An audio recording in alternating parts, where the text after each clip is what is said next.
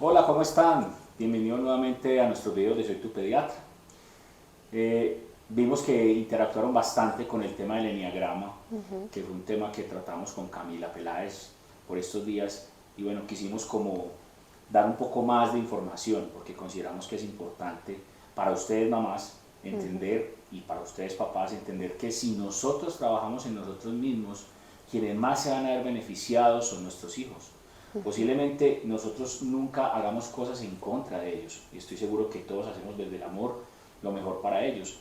Y muchas veces la interpretación que dan los niños es la que no queremos que pase, pero bueno, Exacto. eso ya es correspondencia para ellos y así tendría que ser. Pero si nosotros hacemos las cosas más conscientemente, posiblemente vamos a tener herramientas diferentes para que ellos estén un poco mejor y que puedan entender un poquito más para cuando ellos sean papás también puedan trabajar con sus hijos de una manera mucho más clara y mucho más efectiva. Así es. Inevitablemente van a haber cosas, pero si nosotros somos un poco más conscientes de nuestras cosas y de nuestras dolencias, porque al final las dolencias son normales y son necesarias para nuestro propósito y nuestro proceso, digamos que esto nos ayuda a poder entender un poquito mejor y no sufrir. Acuérdense que el sufrimiento es una elección, no es necesario. Entonces, estamos nuevamente con Camila Peláez, de Ser Mamá Esencia.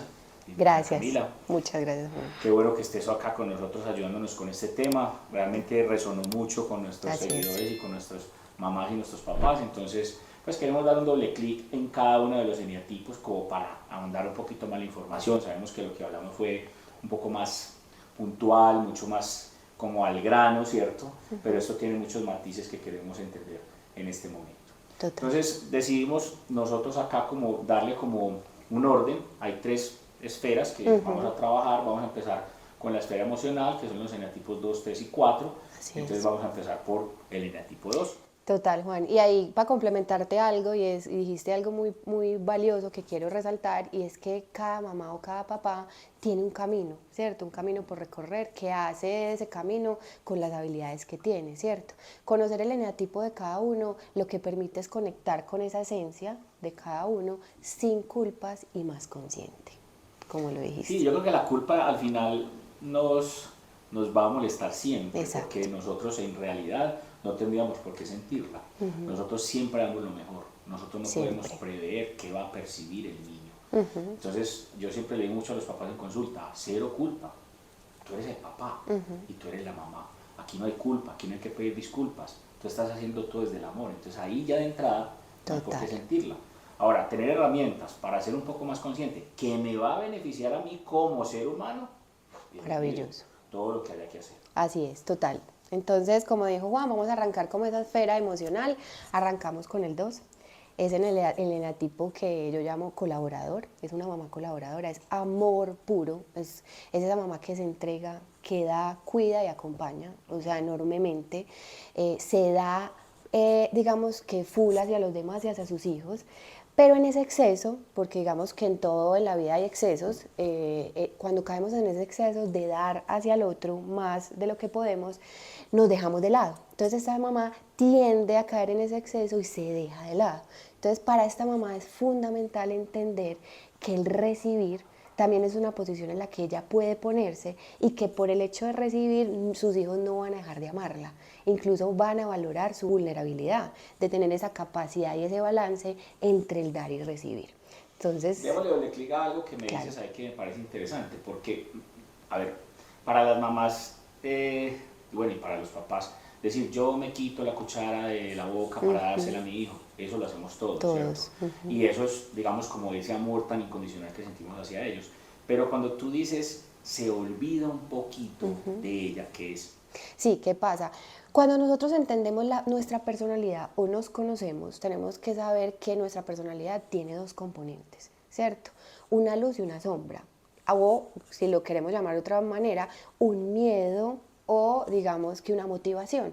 Cuando yo digo que caemos en el exceso de darnos más hacia los demás y nos dejamos de lado nosotras, es irnos a ese miedo inconsciente, porque no lo hacemos de forma consciente al decir, ay no, me voy a dejar de lado y voy a darlo todo por mi hijo. No, es normal y es natural, sin juicio alguno, que pase lo que tú estás diciendo. Como mamá, yo quiero lo mejor para mi hijo y todo lo vamos a hacer. Lo que pasa es que si nos ponemos en la posición de tener ese equilibrio entre yo también recibo, es que la mamá esté bien ella, porque si la mamá está bien o el papá, le puede dar una mejor forma a sus hijos, ¿cierto? Miras pues que esto es bien interesante.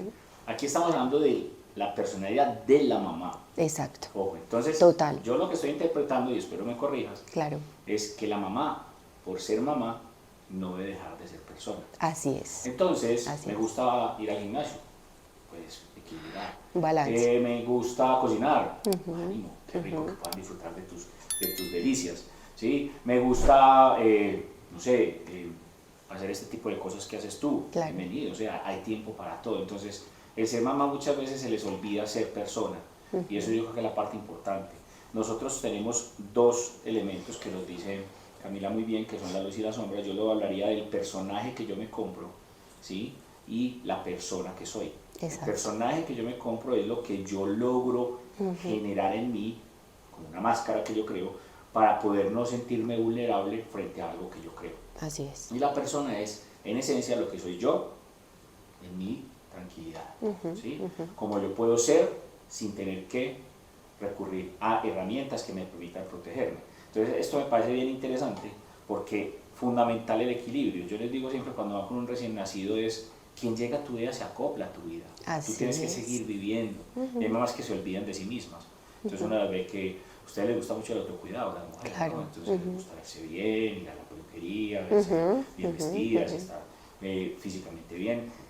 Hay mamás que se olvidan un poquito de eso. Total. Y en ese olvido también hay que entender que, digamos que el ser mamá es un rol más que llega a nuestra vida, ¿cierto? Pero nosotros somos esposas, somos amigas, somos hijas, ¿cierto? Y somos mamás y somos mujer. Obviamente es difícil encontrar ese balance, sobre todo porque en esa etapa de un recién nacido, y tú me corriges, las hormonas de una mamá está a flor de piel, entonces qué bueno poder trabajar en ella, en estar bien ella y tener un acompañamiento que permita conocerse para poder gestionarse, porque al final de cuentas la maternidad debe ser auténtica, debe ser la maternidad adecuada para cada una, ¿cierto? No una maternidad que yo vi o en televisión, o que me pusieron, digamos que un tipo de maternidad que está en el ambiente, pero no necesariamente es la que yo necesito o que mis hijos necesitan. Aquí me gusta enredar un poquito el tema. Dale, adelante. Porque esto se pone interesante, y es, posiblemente lo hagamos en otro video, ¿sí? ¿Qué consecuencias va a tener en ese niño una mamá con un eneatipo 2? Claro, en exceso.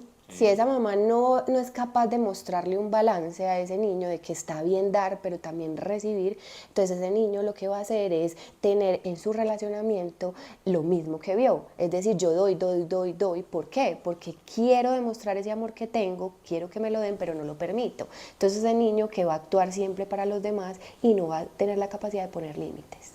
Excelente. O sea, podríamos hablar algo de insuficiencia. Sí, total. Así es.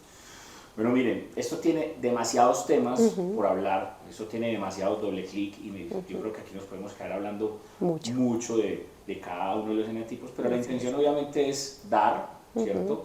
Una información mucho más relevante, y que obviamente ustedes puedan estar conectados con la información que estamos entregando. Si nos alargamos demasiado, posiblemente nos pierdan un poco de interés. Entonces seguramente van a seguir viniendo más videos sobre estos tipos de eneatipo 2, y para que ustedes pues obviamente puedan tener una conexión un poco más profunda con ustedes mismos. Si consideran que puedan ser un eneatipo 2, pues pueden estar con Cami para que ella les dé un poquito más de información. Perfecto. Muchísimas gracias por la información, Cami. Gracias. Y a ustedes por estar acá con nosotros, y bueno, si les gusta el video, compártalo con quien realmente sientan que lo necesita. Y los esperamos por aquí, mamá. Gracias.